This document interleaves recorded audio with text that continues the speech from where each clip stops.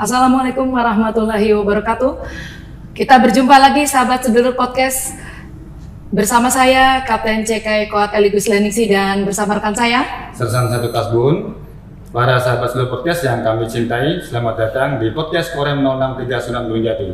Kali ini kita berjumpa dalam rangka membawakan topik yang sangat menarik yang baru-baru ini booming di masyarakat luas, yaitu tentang revisi Undang-Undang Tentara Nasional Indonesia.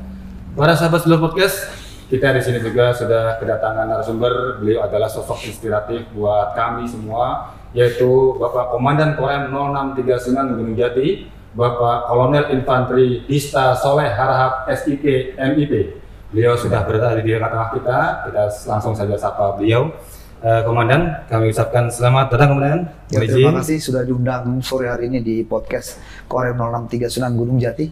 Betul Komandan, kami juga sangat terima kasih, merupakan suatu kebanggaan dan kebahagiaan bagi kami. Podcast Korem 063 Sunan Gunung Jati, Komandan, di tengah-tengah kesibukan, kepadatan tugas dan tanggung jawab seorang komandan, masih bersedia hadir di tengah-tengah kami dalam rangka mengedukasi kami, Komandan. Karena banyak sekali rekan-rekan, para sahabat sedulur podcast di luar yang banyak bertanya-tanya tentang dinamika kehidupan Indonesia yang baru-baru ini, yaitu tentang revisi Undang-Undang Tentara Nasional Indonesia. Mohon izin Komandan, banyak sekali pertanyaan-pertanyaan yang mungkin kami akan bertanya kepada. Ya. Salah satunya adalah pertanyaan tentang perspektif demokrasi. Dari perspektif demokrasi dan transparansi legislasi, mengapa pembahasan RUU TNI itu terasa sangat cepat? Kemudian, apakah proses pembahasan yang tertutup dan dilakukan di luar gedung parlemen tidak bertentangan dengan semangat partisipasi publik dan transparansi demokrasi? Kemudian, jadi mohon izin, berkenan izin menjelaskan. Ya, baik.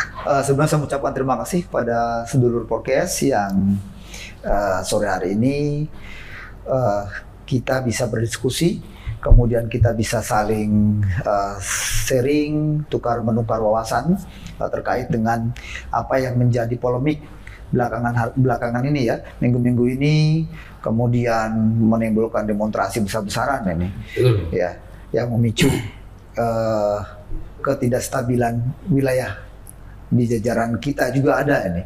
Ya, terkait dengan apa yang ditanyakan tadi, saya akan menjawab bahwa sebetulnya kalau menurut Undang-Undang nomor 12 tahun 2011 itu memang sudah diatur bahwa memperbolehkan rancangan undang-undang ini diajukan di luar dari daftar ataupun di luar dari schedule yang sudah ditetapkan oleh pemerintah.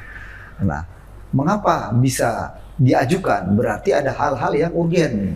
Nah, apa yang menjadi urgen di sini? Apa yang menjadi urgen di sini?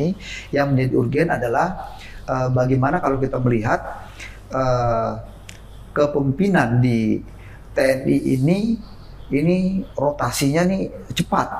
Nah, urgensi inilah yang kemudian perlu untuk diangkat, kemudian menjadi dasar salah satunya sehingga rancangan undang-undang ini dipercepat, begitu. Nah, sehingga pemerintah dan DPR perlu untuk menyesuaikan aturan usia pensiun ini pimpinan TNI agar rotasi kepemimpinan ini tidak terlalu sering, sehingga stabilitas perencanaan pertahanan ini bisa terganggu. Nah, kemudian terkait dengan pertanyaan yang kedua, apakah proses pembahasan yang tertutup dan dilakukan di luar gedung parlemen ini yang kita lihat kan di media itu kan, di media televisi ini, di hotel ini tidak bertentangan dengan semangat partisipasi publik. Ini sebetulnya terkait dengan persoalan teknis. Jadi bagaimana kita menjaga kerahasiaan informasi yang sensitif ini seperti strategi kemiliteran, kemudian masalah keamanan cyber. Nah, ini yang menjadi urgensi kenapa dilakukan di luar dari gedung parlemen, sehingga yang mengikutinya pun terbatas. Nah, terbatas yang mengikutinya. Namun ini tetap diawasi oleh Inspektur Jenderal Kementerian Pertahanan dan BPK. Kenapa BPK? Karena kita menggunakan anggaran dari pemerintah nih, anggaran resmi dari pemerintah. Nah, tetapi yang perlu kita pedomani dan kita pegang bahwa pemerintah ini tetap berkomitmen untuk menjaga kepercayaan publik ini, namun tetap memperhatikan proporsional dalam melindungi informasi yang bersifat strategis. Iya, karena kan rekan-rekan para civil press kan karena dengan rahasianya inilah sehingga mereka itu istilah itu timbul kecurigaan. Betul. Nah, pertanyaannya adalah bagaimana menjawab kecurigaan publik Ya. bahwa minimnya partisipasi sipil dalam pembahasan RUU, karena kan sedikit akhirnya sipil yang terlibat di situ. Ya. Nah, ini disengaja agar tidak ada penolakan atau koreksi. Nah, mungkin bagaimana mungkin ditanggapi? Baik, pada awalnya memang terkait dengan revisi Undang-Undang TNI ini sebetulnya banyak pasal yang akan direvisi. Namun karena ada masukan dan saran dari otoritas sipil juga, ini dari masyarakat sipil, tentunya yang terlibat dalam penyusunan revisi Undang-Undang TNI ini, dari belasan pasal yang akan direvisi, ini akhirnya muncullah 3 pasal yang disahkan. Nah, ini berarti kan membuktikan bahwa kita mendengar suara dari rakyat yang non militer tentunya terkait dengan revisi undang-undang. Nah, kemudian pemerintah pun sudah menyatakan secara terbuka untuk dialog yang lebih lanjut ini bisa untuk dilakukan. Nah, begitu. Jadi karena kan mengenai dengan adanya rahasia, kemudian timbullah supremasi sipil, kemudian ancaman duit fungsi yang kadang mungkin kalangan itu bertanya jangan sampai terjadi adanya duit fungsi dan sebagainya, mungkin gitu ya Mbak ya? Iya, betul. Mungkin Mbak Eri bisa menambahkan. Tentunya di sini sudah sama Komandan menjawab di awal, ada revisi baik dari pasal dan juga kita juga mengenal ada supremasi sipil baik dari ancaman akibat dari ancaman duit fungsi ABRI yang menjadi kekhawatiran ya Mbak ya? Kekhawatiran yang sekarang terkenal dengan duit fungsi TNI yang apakah benar penempatan prajurit aktif TNI di lembaga sipil merupakan bentuk dari duit fungsi ABRI?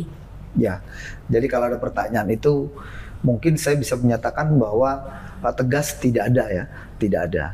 Jadi penempatan pejabat-pejabat militer atau perwira-perwira yang ditugaskan di lembaga-lembaga yang institusi sipil strategis seperti BNPB, kemudian BNPT, kemudian Bakamla dan BNPP termasuk kejaksaan, ini sebetulnya untuk memperkuat koordinasi keamanan nasional. Jadi berkumpul antara pejabat-pejabat atau perwira-perwira TNI dengan yang masyarakat sipil. Nah, ini memperkuat koordinasi sebetulnya. Nah, ini memperkuat koordinasi, berbeda dengan pada masa era duit fungsi ABRI. Nah, di mana perwira-perwira kita atau pejabat-pejabat TNI ini berada di lembaga legislatif. Nah, ini berbeda ini. Jadi bisa apa nih namanya? Sangat berbeda, bertolak jauh ini perbedaannya begitu. Nah, kita menjalankan tugas yang tadi yang saya sebutkan tadi ini di bawah kendali dari sipil sesuai dengan koridor hukum yang berlaku. Berarti ada mekanisme kontrolnya di situ. Iya, ada mekanisme kontrol. Tentunya berarti kan mekanisme kontrol terhadap prajurit aktif yang ditempatkan di institusi sipil itu benar-benar menjamin supremasi sipil dan mencegah penyalahgunaan kekuasaan militer gitu. Betul. Gitu. Betul. Mungkin kemudian bisa menambahkan Pak Nijul. Ya, jadi penempatan perwira-perwira militer kita di lembaga-lembaga tadi saya sampaikan itu dengan persetujuan dari presiden. Nah, kemudian prajurit itu atau perwira itu wajib untuk pensiun apabila dia mengisi jabatan-jabatan di luar dari aturan itu.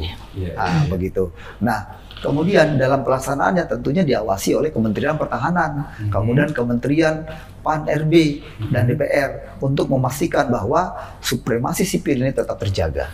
Oh betul benar. Karena kan banyak rekan-rekan juga bertanya apakah lebih baik jika perwira TNI itu pensiun dulu sebelum ke lembaga sipil gitu ya, gitu. Nah, itu untuk menanggapi hal itu sendiri gimana Pak Nijul? Bisa dijelaskan? Memang aturan memang mewajibkan ini bahwa prajurit ini harus pensiun ini untuk jabatan sipil di luar dari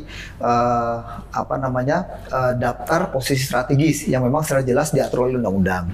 Nah, revisi ini sebetulnya memberikan landasan hukum ini kepada perwira yang melaksanakan penugasan di jabatan yang memang membutuhkan keahlian militer. begitu. Jadi artinya bahwa perwira-perwira ini diminta ini oleh kementerian bahwa memang keahliannya diperlukan untuk memperkuat kelembagaan-kelembagaan tadi. Nah, begitu artinya tidak ada jalan pintas. Jadi kalau memang si perwira ini tidak sesuai dengan kompetensinya di bidang itu, ya mungkin tidak bisa dia masuk situ. Ada perbedaan substansial Ya. tentunya antara penempatan TNI aktif di jabatan sipil Ya. dalam Undang-Undang TNI yang baru dengan praktek dui fungsi ABRI di masa lalu. Ada perbedaan kan ya? Ada perbedaan Betul, mana? betul. Nah, perbedaan ini, jadi kalau dulu di fungsi ABRI ini memungkinkan militer kan duduk di kursi politik, legislatif, kemudian ini bisa mempengaruhi ke birokrasi sipil. Namun kalau sekarang ini kan prajurit TNI ini tidak bisa mengisi tidak bisa mengisi di legislatif. Ya. Ini hanya mengisi ke jabatan-jabatan yang teknis tertentu, tentunya dengan persetujuan dari presiden, tidak memberikan ruang untuk berpolitik. Nah, begitu. Jadi prajurit-prajurit ini sesuai dengan keahliannya ditempatkan jabatan-jabatan yang bersifat teknis. Berbeda kalau di fungsi yang dulu ya, saat orde baru itu berada di legislatif, tentunya ini bisa mempengaruhi birokrasi sipil gitu. Jadi sangat strategis ya Mbak ya. Iya, Begitu. banyak juga ada ancaman Iya, dan yang pembenaran revisi Undang-Undang TNI yang muncul saat ini. seperti itu. Betul, gitu. tentu. Nah, ada satu pertanyaan teman-teman yang menarik ini, yaitu pertanyaan tentang strategis terkait ancaman dan pembenaran revisi Undang-Undang TNI. Apa saja ancaman strategis aktual yang dijadikan dasar pemerintah untuk merevisi Undang-Undang TNI saat ini? Jadi tadi saya sampaikan pada pertanyaan yang terdahulu, yang pertama bahwa urgensi ini sebetulnya lebih bersifat internal. Bagaimana TNI melihat pergantian atau rotasi kepemimpinan ini sangat cepat. Nah, sehingga ini yang menjadi dasar awal untuk percepatan Undang-Undang TNI ini untuk direvisi. Karena ini dimungkinkan akan mengganggu kesinambungan dalam komando dan perencanaan strategis. Nah, apabila revisi undang-undang ini kaitannya dengan yang tadi, salah satunya adalah memperpanjang usia pensiun. Nah, ini diharapkan dalam tata kelola pertahanan jangka panjang tentunya ini dapat terjaga. Begitu. Jadi ini apabila ini sudah terjaga, otomatis perencanaan yang sudah digagas begitu atau sudah ditentukan oleh pejabat ini bisa jangka panjang, kemudian bisa mengantisipasi setiap ancaman-ancaman yang berasal dari luar. Nah, begitu. Nah, kemudian juga bisa memperkuat struktur TNI dari dalam. Kami tertarik dengan ancaman ini, kan? Ya. Karena para sahabat Slow Podcast juga banyak sekali bertanya kepada kami gitu tentang adanya revisi Undang-Undang TNI, takut menjadi ancaman, takut kemudian menjadi banyak isu, banyak ya. isu seperti proxy war, insurgensi dan serangan cyber yang membutuhkan adaptasi peran TNI. Apakah bagaimana Komandan bisa menyampaikan? Jadi untuk menghadapi intensitasnya itu. Ya, baik. Nah, kalau kita melihat lingkungan strategis saat ini tentunya menuntut kesiapan TNI dalam menghadapi berbagai macam ancaman ya, yang beragam. Kita sering melihat adanya berbentuk perang yang sifatnya asimetris, kemudian tidak hanya konvensional ini ya, tentu juga ancaman-ancaman lain yang bersifat transnasional, kemudian infiltrasi ideologi maupun proxy war hingga insurgensi. Nah, ini ancaman-ancaman yang kita lihat berkembang saat ini, dan tentunya ini berpengaruh kepada perencanaan dan antisipasi dari TNI itu sendiri. Nah, sehingga TNI ini memerlukan kelembagaan dan struktur yang lebih fleksibel ini untuk merespon untuk merespon berbagai potensi gangguan keamanan nasional yang multidimensi. Artinya dengan penempatan perwira-perwira TNI di berbagai lembaga yang sudah ditentukan bisa memberikan fleksibilitas dalam menghadapi ancaman yang multidimensi. Jadi ada perpaduan. Tadi yang saya sampaikan saya jawab di pertanyaan yang terdahulu, yang awal tadi, adanya sinergitas antara perwira-perwira yang militer gini, kemudian dengan yang sipil, terjadi kolaborasi ini. Nah di situ dalam menghadapi berbagai ancaman. Karena kan tahunya kan kalau rekan-rekan sipil kerja itu tahunya TNI itu tempur, itu kan kemudian kan. Ini yang menjadi pertanyaan sehingga timbul lah, yaitu mengapa sistem pertahanan semesta dijadikan alasan untuk memperluas peran dan kewenangan TNI di dalam domain yang non tempur seperti itu. Mungkin mohon izin kemudian bisa untuk melengkapinya. Baik, kita mengenal bahwa pertahanan kita kan sistem kamrata nih, bahwa sistem pertahanan semesta ini sudah secara nyata diamanahkan oleh undang-undang. Sudah secara nyata diamanahkan oleh undang. Nah ini berarti menekankan adanya keterpaduan seluruh elemen bangsa, baik sipil maupun militer yang berada di negara kita untuk bersama-sama menghadapi ancaman. Nah di sini kita perlu melihat peran kerjasama antara sipil dan militer dalam rangka menjaga ketahanan nasional ini. Nah kemudian dikaitkan dengan peran TNI dalam bidang non tempur, ini saya katakan bukanlah ambisi dari institusi, melainkan wujud dari sinergi nasional dalam menangani krisis dan ancaman yang lintas sektor. Nah, jadi ini perlunya untuk memastikan seluruh potensi bangsa ini bersatu demi menjaga ketahanan nasional. Tujuannya ke sana. Betul, tujuannya itu adalah ke sana. Sehingga undang-undang yang direvisi ini bisa mewadahi itu sebetulnya. Wah, seru sekali nih Mbak ya. Ini ada doktrin. Iya, betul. Ini ada doktrin juga yang telah dijelaskan tadi sama komandan. Yang dikenal dengan OMSP, Operasi Militer Selain Perang. Apabila itu diperluas, bagaimana bisa memastikan bahwa perlibatan TNI itu tidak menyalahi batasan peran serta mandat institusionalnya, Komandan? Baik, kita mengenal istilah OMSP, Operasi Militer Selain Perang. Ini artinya bahwa TNI melaksanakan fungsi ataupun tugas-tugas non tempur seperti penanggulangan bencana, kemudian melaksanakan seperti sekarang ini program ketahanan pangan atau sektor lain yang tetap kita laksanakan dengan berdasarkan penugasan resmi dan kerangka hukum yang jelas. Nah, artinya bahwa sebetulnya kalau kita melihat peran TNI ini bukan hanya pada saat revisi undang-undang ini disahkan, tetapi jauh sebelum undang-undang revisi disahkan, peran TNI ini sudah ada di lembaga itu. Sebagai contoh BNPB. Nah, kita bagaimana kita melihat dan mendengar bahwa Kepala BNPB pada saat kita melaksanakan menanggulangi COVID-19, nah ini pejabat Kepala BNPB adalah Letnan Jenderal TNI Doni Munardo. Yang pada saat itu kalau nggak salah masih aktif, masih aktif. Nah masih aktif, ya kan.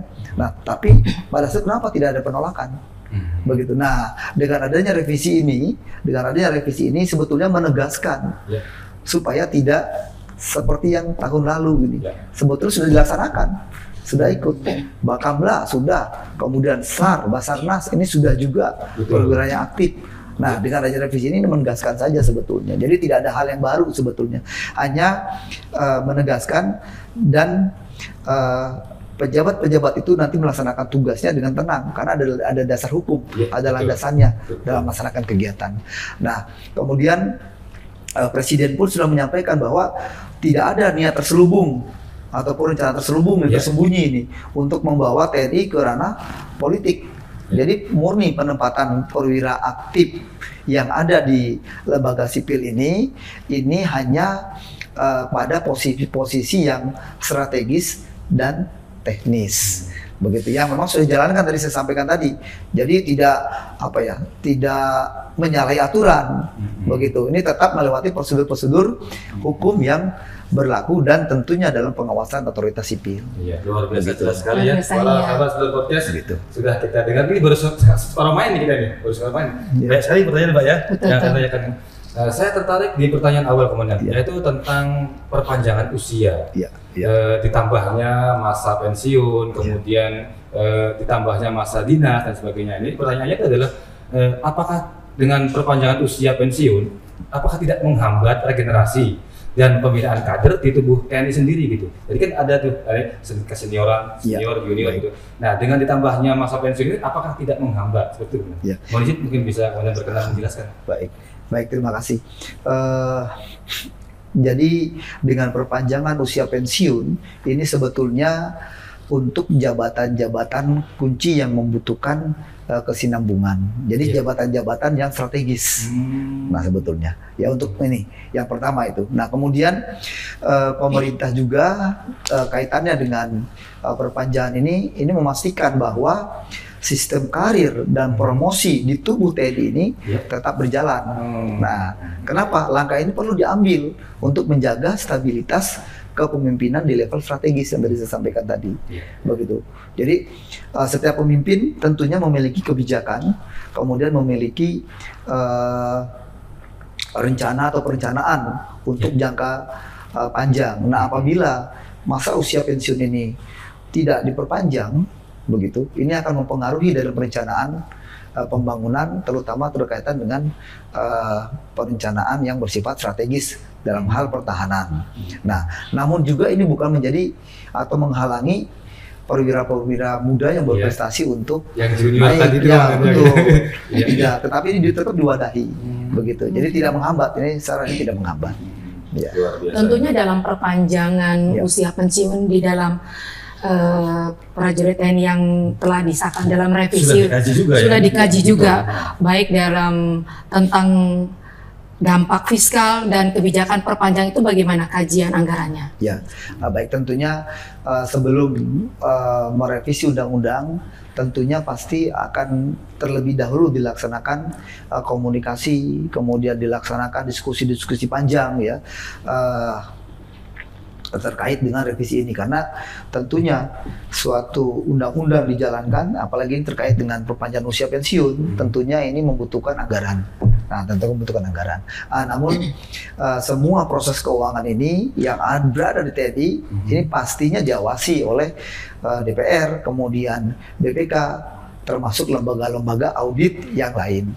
Nah, adapun evaluasi lintas kementerian, ini termasuk dari Kementerian Keuangan, kemudian kementerian yang lain, mungkin Pan-RB, ini menjamin bahwa perpanjangan usia pensiun ini tidak berpengaruh ataupun tetap berpedoman kepada kemampuan fiskal atau keuangan negara. Jadi tentunya ini sudah lebih dahulu sudah didiskusikan ini. Ya, artinya undang-undang ini jadi, tentunya ini tidak berpengaruh kepada keuangan negara. Begitu. Luar biasa. Para sahabat podcast sudah kita dengarkan juga penjelasan dari komandan. Ada, karena kan biasanya itu kemudian dengan adanya revisi undang-undang, kemudian TNI masuk ke dalam ranah sipil, itu kan masuk melalui budaya. Nah, mengenai budaya militeristik, kesannya tuh TNI memasuki ruang sipil. Mengenai budaya militeristik dan ruang sipil, yang kami tanyakan adalah bagaimana TNI ini menanggapi kekhawatiran bahwa budaya militeristik sedang bangkit kembali. Nah, di ruang-ruang sipil yang melalui gaya kepemimpinan, kemudian simbolisme dan struktur komando vertikal, yang dibawa ke sipil. Nah, untuk itu yang menjadi bahan banyak jadi pertanyaan-pertanyaan rekan-rekan itu, mungkin komandan bisa menjelaskan. Baik, saya merasakan tuh hal seperti itu ya. Kita Korem saja itu merasakan itu ada kekhawatiran dari otoritas sipil ataupun masyarakat. Wah, ini kalau misalnya pejabat TNI masuk di kementerian ini bisa mengakibatkan adanya mungkin anggapannya demilitarisasi ataupun hal-hal yang berbau militer. Nah, memang pemerintah sudah mewaspadai masalah ini. Nah, Presiden sendiri menegaskan bahwa kehadiran TNI atau pensiunan militer di ruang publik ini lebih merupakan wujud partisipasi mereka ini. Partisipasi profesional. Jadi artinya sesuai dengan kompetensi ataupun kemampuan yang dimiliki oleh anggota TNI ataupun pensiunan tersebut.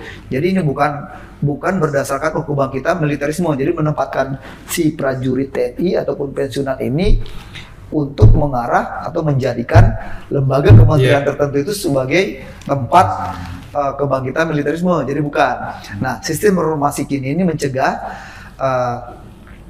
keterlibatan TNI dalam politik praktis. Ada perbedaannya ya, untuk komandan antara militer dengan gaya sipil tuh. Ya memang ada perbedaan ya. Konteksnya itu beda. Ya, konteksnya memang beda. Nah, kepemimpinan militer ini kan lebih menonjolkan kepada kecepatan dan efektivitas. Nah, sementara birokrasi sipil ini mengutamakan tentang musyawarah. Nah, dengan adanya tadi saya sampaikan di jawaban awal bahwa adanya pensiunan TNI ataupun pejabat TNI yang berada di kementerian atau di lembaga itu, ini tentunya akan berkolaborasi gaya kepemimpinan militer dengan gaya kepemimpinan yang ada di sipil ini. Sehingga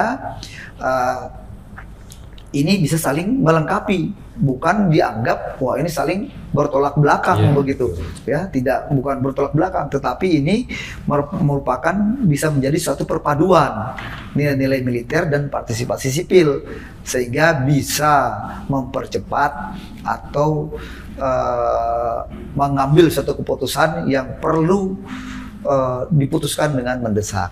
Begitu, jadi perpaduan ini. Perpaduan ya. Militer masuk ruang sipil di perpaduan. Nah, diharapkan begitu. Ada yang sangat menarik lagi tentang peradilannya. Nah, peradilan militer dengan peradilan sipil katanya kan berbeda ya. Gitu. Nah, di sini pelajaran adalah tentang peradilan militer dan imunitas prajuritnya. Nah, ketika bagaimana seorang TNI menjamin bahwa sistem peradilan militer tidak menciptakan imunitas dan tetap akuntabel di mata hukum. Nah, itu mohon izin cara menyikapinya seperti apa? Ya, baik. Memang sekarang selain isu-isu tadi juga memang kita terkait dengan TNI coba diadilkan di peradilan sipil. Seperti itu kan kita gitu. Nah, yang patut kita garis bawahi yang pertama adalah bahwa TNI ini sebagai institusi negara ini tetap pada prinsipnya tunduk kepada supremasi hukum, itu yang penting. Yang itu yang kita garis bawahi terlebih dahulu. Nah, kemudian walaupun memiliki peradilan tersendiri, namun ini dalam proses peradilan atau persidangan itu tetap diawasi oleh Mahkamah Agung.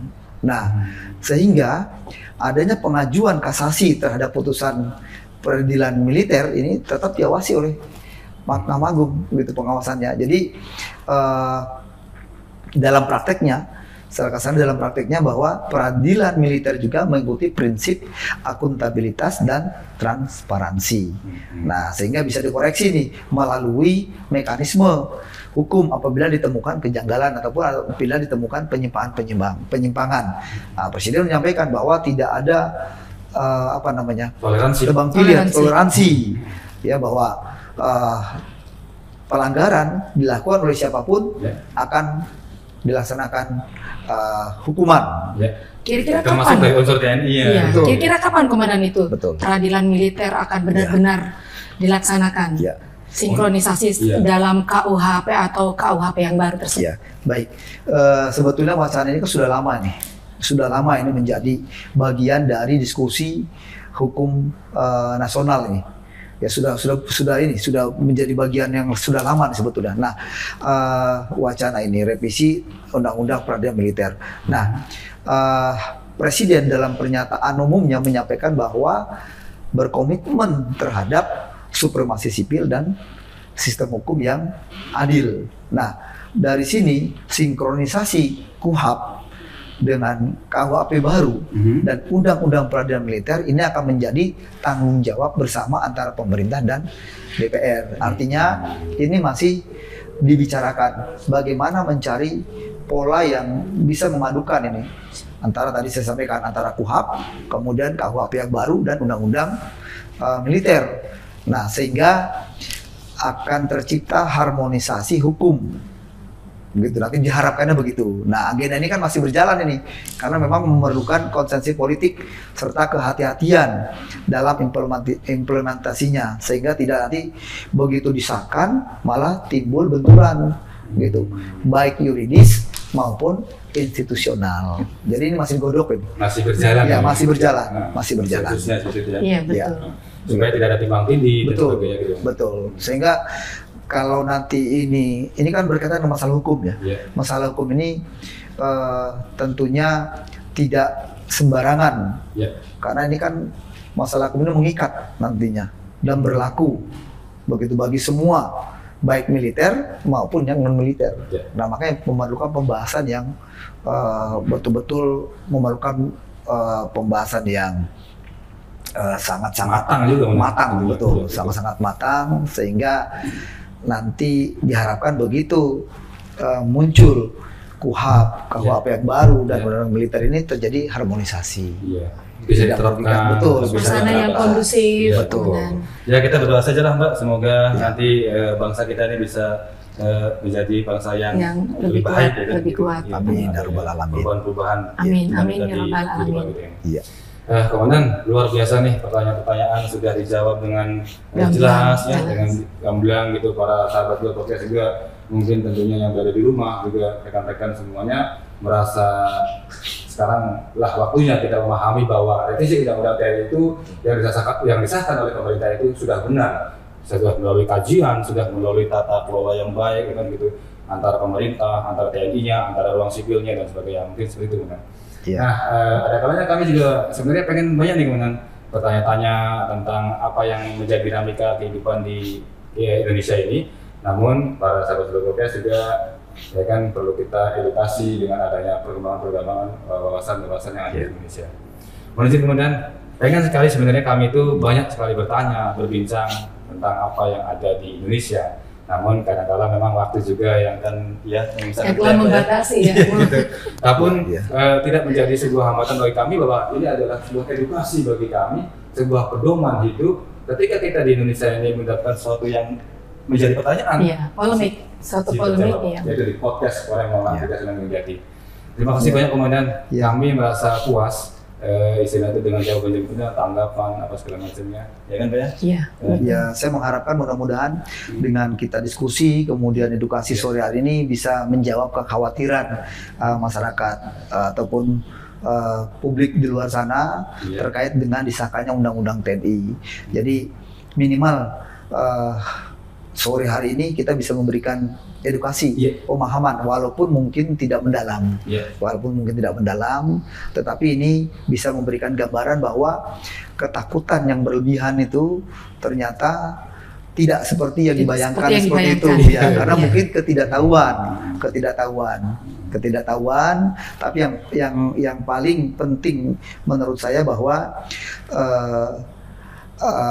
apabila terjadi hal-hal yang memang perlu ditanyakan, lebih bagus tanya. Ya. Ditanyakan kepada Mungkin institusinya, yang lebih benar. ya Institusi, betul, betul. institusinya. Jangan sampai nanti situasi ini dimanfaatkan oleh pihak-pihak Ya, tertentu yang tidak tadi bertanggung disampaikan, jawab. iya betul, seperti proxy war ataupun yang lain, pihak-pihak tertentu yang memang ingin Indonesia ini tidak aman. Oh. Nah, salah satunya bagaimana supaya Indonesia tidak aman? Ya tadi, membuatlah hoax-hoax yang sebetulnya tidak mendasar. Wah, rancangan undang-undang TNI ini bisa menimbulkan kembalinya di fungsi TNI. Nah, padahal kalau kita bedah, kita kaji, itu sebetulnya kan tidak dipisahkan. Berbeda nih antara fungsi ABRI pada saat Orde Baru dengan yang sekarang. Iya. Jadi intinya sekarang ini hanya menegaskan kembali bagaimana peran TNI, perwira TNI ini, kemudian pejabat-pejabat TNI di lembaga-lembaga yang memang sudah ditentukan tadi. Tapi dengan terlebih dahulu dia harus pensiun. Nah, di situ. Berarti kalau sudah pensiun kan otomatis tidak punya kekuatan. Iya. Iya. Ya kan? Tidak punya kekuatan secara militer. Iya. Nah, tidak punya itu secara komando. Tidak punya kekuatan, tidak kemampuan. Tetapi secara kompetensi, kemampuan berpikir, kemudian kompetensi, kemampuan dalam hal pengalaman di lapangan mungkin pada saat menjabat militer ini mungkin bisa membantu di beberapa kementerian Iya. tersebut. Pertanyaan paling terakhir nih Komandan. Komandan kan di sini sebagai Komandan Korem 063 sudah Iya. menjadi yang membawahi wilayah 3, wilayah 4, yaitu wilayah Ciayi Majakuning Ciayi dan Majakuning. Sukapurwa. Iya. Tentunya ada satu harapan. Komandan. Iya. Mungkin kalau boleh kami ingin meminta Komandan, harapan apa dari Komandan yang seorang Komandan Korem 063 sudah menjadi untuk kami masyarakat Iya. di wilayah Cirebon dan sekitarnya ini, mungkin Komandan bisa menyampaikan. Ya, baik. Kepada seluruh masyarakat, saya menghimbau bahwa belum tentu apa yang kita dengar, kemudian belum tentu apa yang kita lihat itu merupakan fakta ataupun itu merupakan suatu kebenaran yang nyata. Nah, tetapi memang perlu untuk perlu untuk di cross check, perlu untuk ditanyakan kepada institusi ataupun badan yang memang berkompeten untuk menjawab di situ. Nah, ini saya memang merasakan kekhawatiran sebetulnya, kekhawatiran dari masyarakat terkait dengan undang-undang TNI, kemudian terkait juga dengan yang lain, begitu. Nah, tapi mau saya tanyakan, kemudian datangi, kemudian jangan segan-segan. Kita kan ada, kalau di wilayah Korem ini ada 8 kodim. Nah, silakan ditanyakan. Pasti akan diberikan jawaban. Dan saya yakin jawabannya itu pasti akan sama. Ya, bahwa adanya rancangan undang-undang atau revisi undang-undang TNI ini bukan bentuk baru dari dwi fungsi ABRI, tetapi merupakan penegasan peran, kemudian tugas, fungsi dari kita TNI ini untuk membantu bersama-sama dengan supremasi sipil atau masyarakat yang ada yang lebih dahulu di kelembagaan atau kementerian untuk berkolaborasi dan bersinergi. Kan masing-masing punya kemampuan ini. TNI kita punya kemampuan, ini punya kemampuan, baik pengalaman maupun kompetensi tadi dengan beberapa jabatan tertentu yang dilalui. Nah, mudah-mudahan ini bisa bersinergi di kementerian itu. Tujuannya untuk Indonesia menjadi lebih baik. Lebih baik. Menciptakan Baik, para sahabat Podcast dimanapun berada yang kami cintai dan yang kami banggakan, sudah kita dengar semua penjelasan dari Komandan. Jadikan ini sebuah inspirasi dan pedoman dalam kita menjalani tugas keseharian kita di Indonesia ini. Itu saja dari kami. Terima kasih banyak dari kami seluruh kerabat kerja Podcast Korem 06 PGRI Sunan Gunung Jati. Mengucapkan terima kasih. Tetap pantengin terus kami dengan episode dan topik-topik yang mungkin baru dan mungkin lebih menarik. Itu aja Komandan, kita sapa para rekan-rekan. Kita akhiri saja. Terima kasih banyak. Wassalamualaikum warahmatullahi wabarakatuh.